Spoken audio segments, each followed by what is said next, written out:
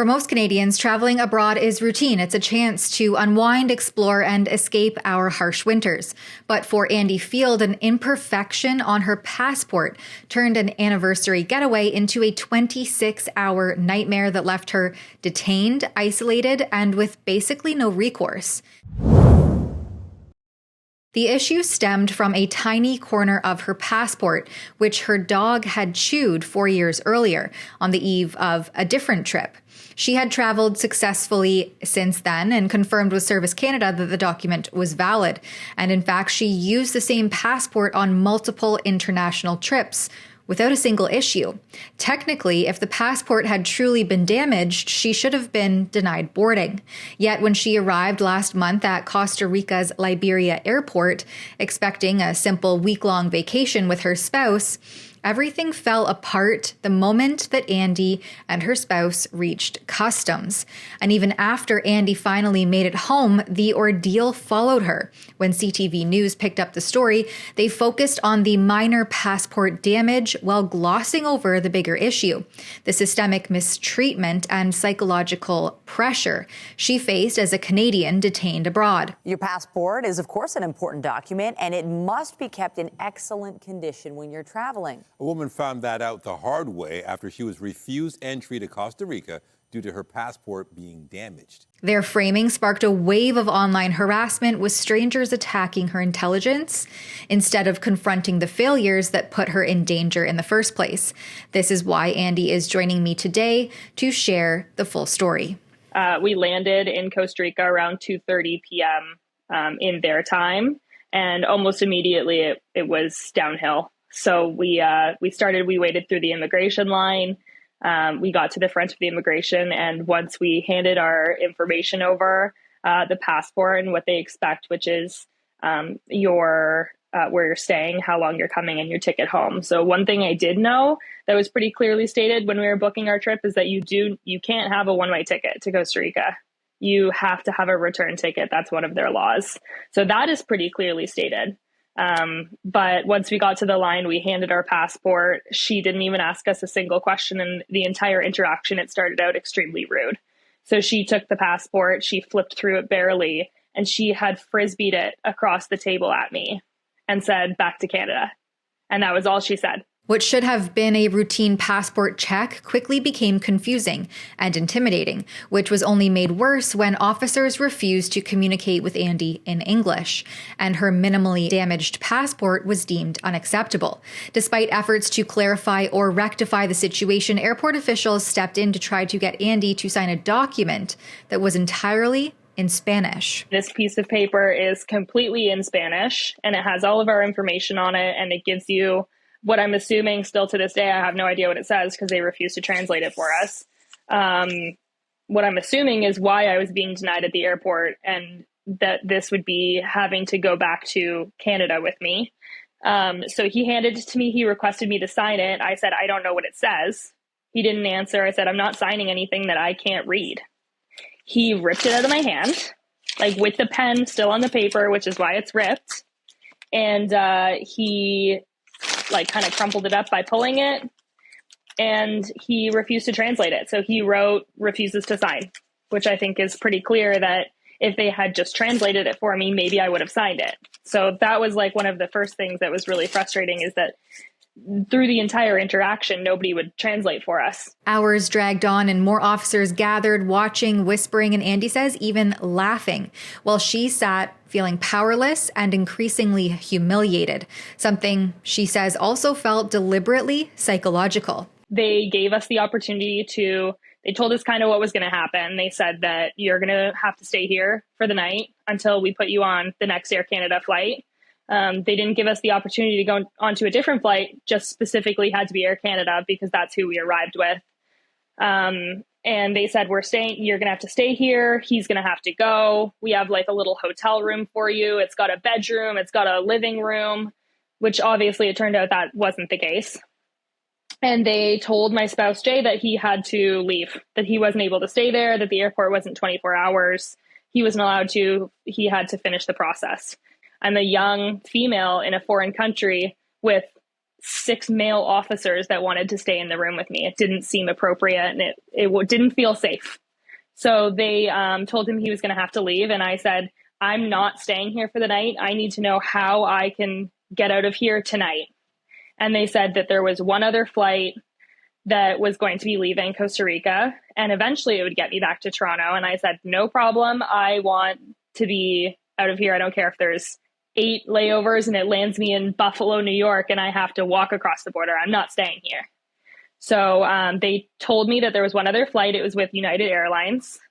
And he gave me the flight number and said, if I can get a ticket on that flight, then I could go. And I said, no problem. Bring me to the ticket person. I don't care if it costs me thousands of dollars. Like, let me buy a ticket for that flight. They don't have ticket tables there. So you would have to actually buy it on your phone. And they gave me the flight number and told me what time the flight was leaving and said, if there's a ticket on that plane that you can get on, you can go.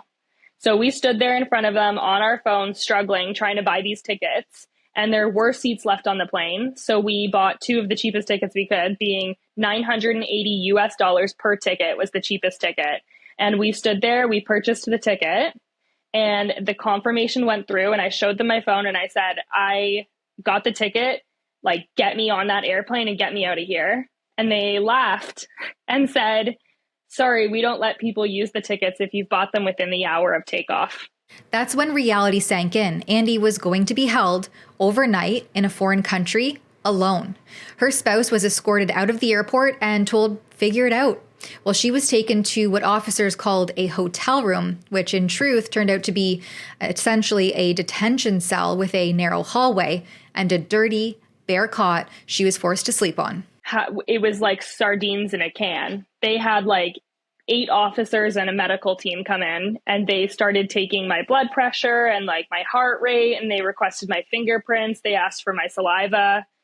It just all seemed like a lot of effort for somebody that didn't commit a crime, which was kind of my whole experience. Is I felt like I was being treated like a criminal when I didn't commit a crime. Having a damaged passport is not a crime.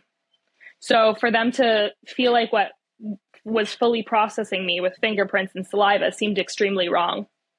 And then after that, they put me into my room. They took my shoes, they took all my jewelry, they took my sweater, and they told me that it was because of my safety.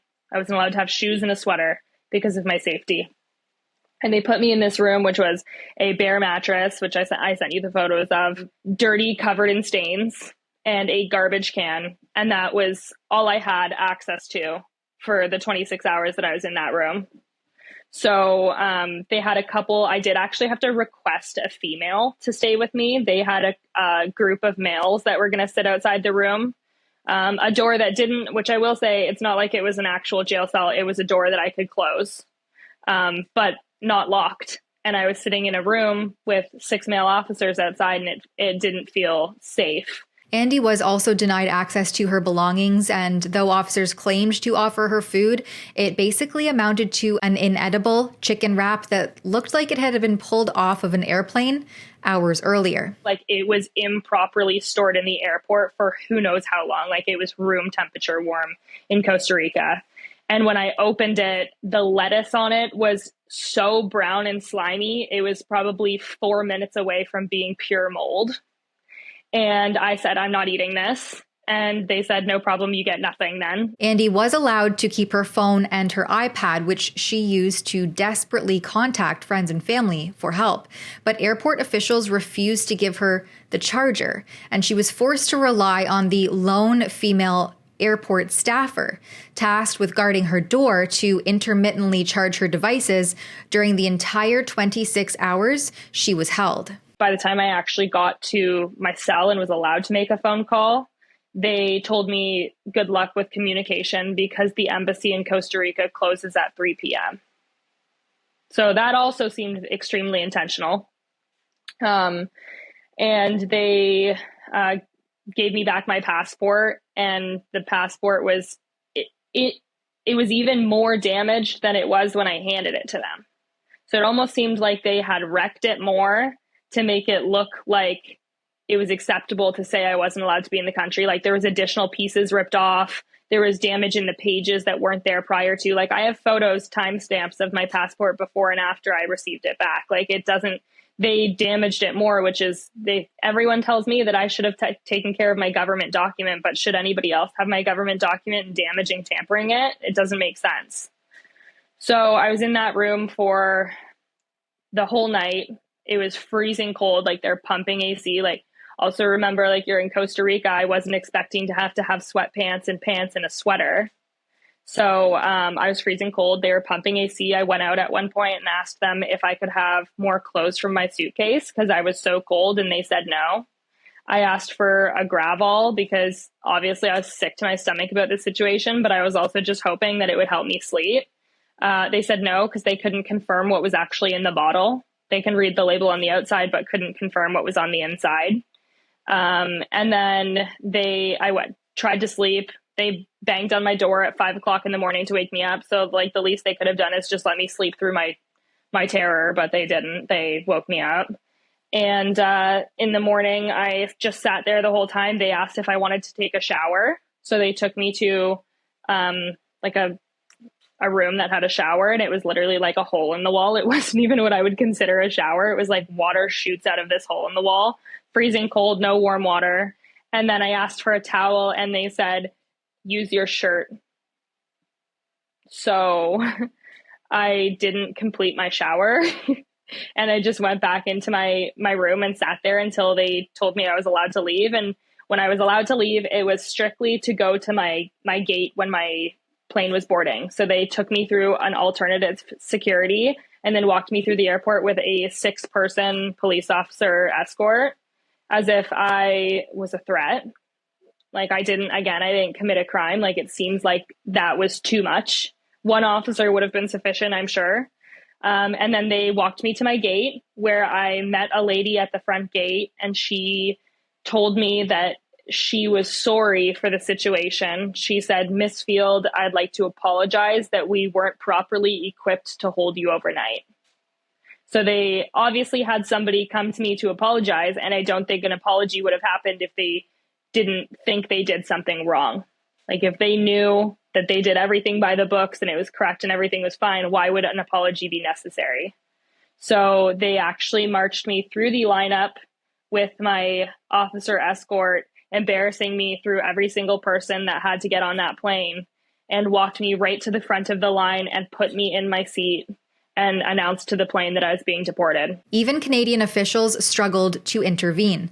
With the embassy closed and airport staff unresponsive, Andie had almost no recourse during this ordeal. I was in communication with somebody at Global Affairs and the Canadian Embassy in Ottawa. Like I said, the one in Costa Rica was closed. They closed fairly early, which is crazy, but it is what it is. The Global Affairs contacted me multiple times when I was sitting in there via phone call, and told me that they were trying their best to get a hold of somebody, but the embassy was closed and nobody at the airport was answering their phone. So they had called me on probably 3 or 4 different occasions. And it was mostly the Global Affairs that I had been speaking with, but I had friends and family that were talking to the embassy.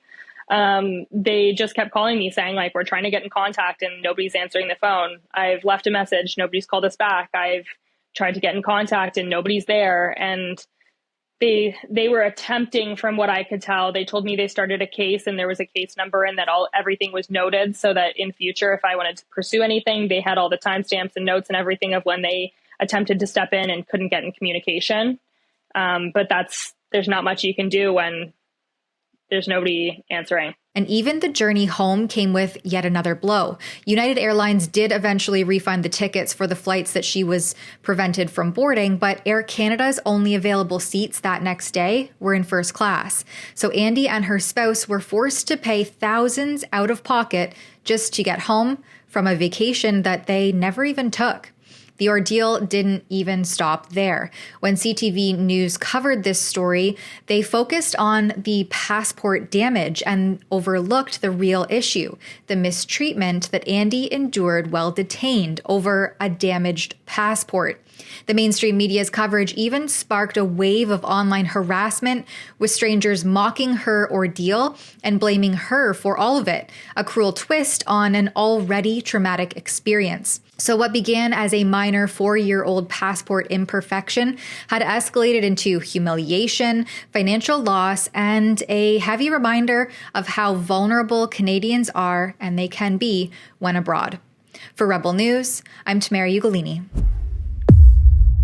Do you want to support our work and also rock some Rebel News gear? If so, head on over to rebelnewsstore.com and grab your favorites there. You can also use code TAMARA10 at checkout for 10% off. That's TAMARA 10 at checkout for 10% off.